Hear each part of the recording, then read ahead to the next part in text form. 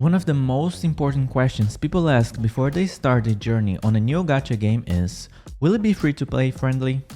I'm not a free-to-play player myself, so I asked my followers on Twitter what are the criteria to decide if a gacha game falls in this category or not.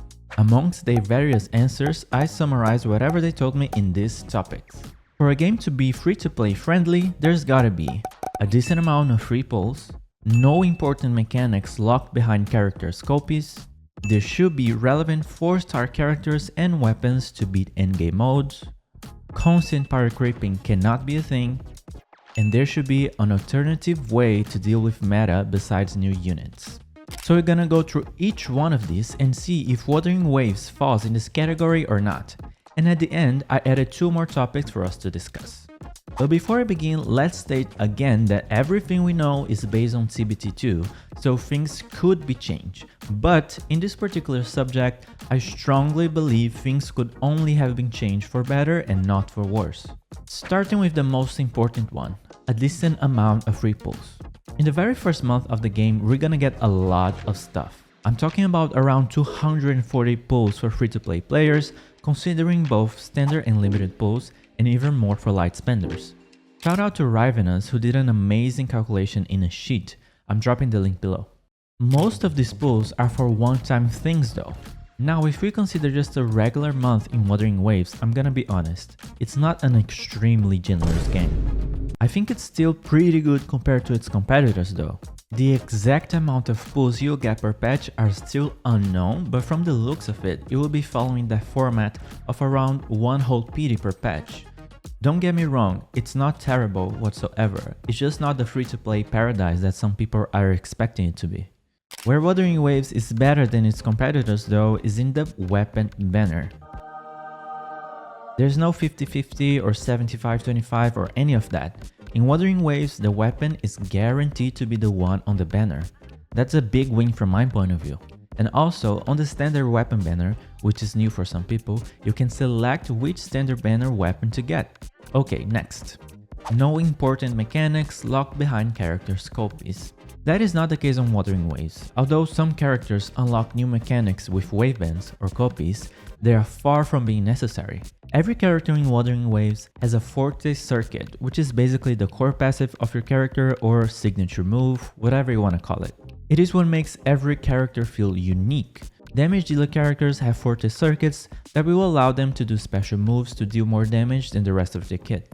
Likewise, support characters have forte circuits that allow them to execute their supporting abilities. But wave bands did not alter that.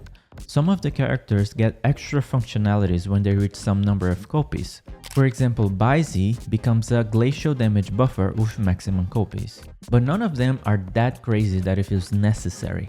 Overall, the characters feel really complete as they are with just 1 copy. There should be relevant 4-star characters and weapons to beat endgame modes. This is a reality in Wuthering Waves. 4-star characters have great kits and are not neglected. It's impossible to talk about this topic without mentioning Dungeon. Dungeon is a 4-star character that has a very interesting mechanic, where she can drain her own HP to massively increase her damage. Her resonance skill has no cooldown, and she can also heal herself when necessary. Her damage is even bigger than some 5-star characters. Of course, that comes with a cost. It's a high risk, high reward situation, because you can very easily die. But Dungeon serves as an example on how kurogames never neglects 4-star characters. For this topic, I'm also gonna bring up Punishing Ray Raven, kurogames' another child. In PGR, the 4-star characters not only are as good looking as 5-star characters, but their kit is sometimes even more complex than 5 stars. And they can be used to beat endgame modes too. And it's clear Kuro is following the same pattern here with Wuthering Waves.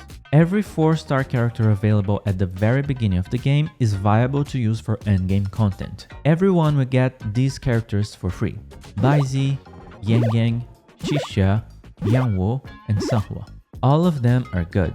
For free-to-play players, Yang Yang and Baizi are great supports, while Sanhua, Yangwu, and Shisha are good damage dealers as well. The 4-star weapons that you get while pulling for characters are also good. You can find a good fit for every character. We also know that craftable weapons are gonna be a thing, although the system felt unfinished on CBT2, so I can't really comment if they are that good or not. constant power creeping cannot be a thing. This is one I can't really answer yet, can I? It's still too early to say. All we can speak about this subject right now is that in a skill-based game, meta and power creeping have way less importance than normal. For sure, power creeping can become a reality in Wuthering Waves, but how relevant will that be since in the end you can still learn how to perfectly dodge the endgame content you're trying to push and beat it anyways. The game's own combat style makes this a controversial topic. Personally, I hope serious power creep to not be a thing, on the sense that some characters are so incredibly better than others that people feel the need to spend on them. But for now, we'll have to put a hold on this one. And since we entered the topic of meta, let's talk about the last point on the list. There should be an alternative way to deal with meta besides new units. As of now, there really isn't a meta set for Wuthering Waves just yet. The game's combat style allows you to push for hard content with any character if you just learn how to play well. Of course, some characters being stronger than others will always be a part of gacha games. That is the whole premise of limited character banners, isn't it? But this will be way less relevant here. As of now, the endgame modes on Wuthering Waves are Tower of Adversity, Death of Elusive Realm, and Tactical Hologram Fights. Tower of Adversity is a rotative mode where you face monsters in different stages with a time limit. This in-game category falls under what I just said. If you have skill, you will beat it without meta units. Death of Elusive Realm is a roguelike game mode where you can gather different buffs and make your character super strong with alter mechanics. This game mode is all about mix and matching the buffs and strategizing. No meta units required. Tactical hologram fights are one-time boss challenges with different levels of difficulty.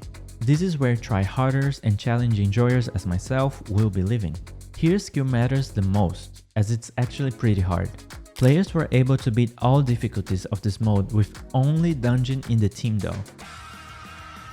Needless to say, Wuthering Waves gets another point in this topic. Now for the two bonus topics I mentioned. The main character. The main character in Wuthering Waves is actually really relevant and pretty useful. In fact, he's one of the strongest characters to start with. Rover has a very interesting mechanic. He can slow down the enemies and also stop time for a short period, which is very useful in combat, making your team rotation much more comfortable. Not only that, Rover also deals a considerable amount of damage. I think Kuro learned with other companies' mistakes and decided to make the main character actually a usable one. Rover's starting element or attribute is Spectra, which is the light element, but we are all hoping to see future elements and along with that, new mechanics for them. Another very interesting thing to point out is that you can buy up to 2 copies of 5-star characters on the shop using Afterglow Corals. Afterglow Coral is the currency you get when you pull copies of characters you already have. For limited characters, the copies are only available on the shop for as long as the banner lasts. Each one costs 360 Afterglow Corals, which is the equivalent of buying 45 pulls using the same currency. But for standard banner characters, you can buy it at any time. Each one costs 270 Afterglow Corals, which is the equivalent of buying 34 pulls using the same currency. So this means if you're really invested in a character, you can save these to guarantee 2 more copies of them on their rerun. Amazing, right? So what do you think? With all these points that were addressed, do you think Wuthering Waves is a free-to-play friendly game? Let me know in the comments. Are you willing to work on your skills so you can master the game and not depend on units to beat the endgame modes? If you still don't know, I suggest you to try the game out. I'm sure you will fall in love with it. I'll see you in the next one.